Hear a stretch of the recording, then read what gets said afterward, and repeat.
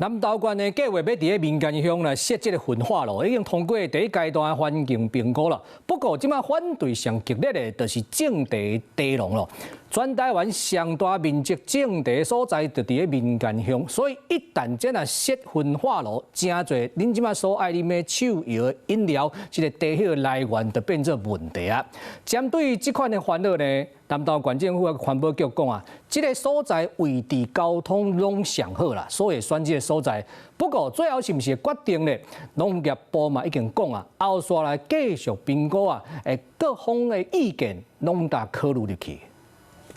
规山坪翠绿地园，日头一个照，身影是闪闪烁烁。这是南投民间乡的地园，种地面积是全国上大的。南投县政府规划伫这起焚化炉，引起地农的反对。搁伫第二阶段环境影响评估范围界定的会议中，跪落去请求停止会议。太好了，有牺牲，太过无动于衷了，好不好？地农烦恼焚化炉的污染环境，危害农作物甲水资源。所以我们很怕，就是说未来它的这个落成会落在茶叶上面，消费者未来他不会选择这边的茶。南投县环保局讲，焚化炉选伫民间是初步评估，地理位置、地形附近无像病院等等的敏感族群是上适合的地点。地的那个完整性，就是因为山坡地没办法盖焚化炉，所以我们就会选平地，然后又空旷处，然后法令没有限制，而且最好土地是国有土地，然后距离那个敏感族群，例如医院跟学校不要太近。初步评估为正适合，不过环评要选址确定了，才会进一步的展开。未少饮料业者嘛出面挺地农。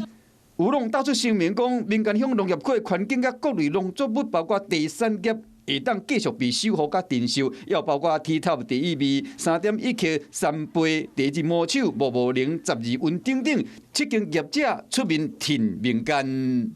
都没有对外说清楚，那明明就有其他地点，为什么就执意要选在茶乡里面？面对土地的未来，蛇运坚持用最坚定的方式，与每一位关心这块土地的人站在一起。地农甲业者纷纷表态，农业部长嘛说明讲，民间要起焚化炉，未来都要进行农地变更。我们会针对它的合理性、必要性跟不可替代性去做一个审视。焚化炉敢会起伫民间，再过经过完整的环境评估的程序甲地方沟通，农业部强调讲，这好好啊心站。你好，我是宋彦明。想掌握最及时的新闻资讯吗？赶紧订阅、按赞、开启小铃铛，锁定华视新闻 YouTube 频道。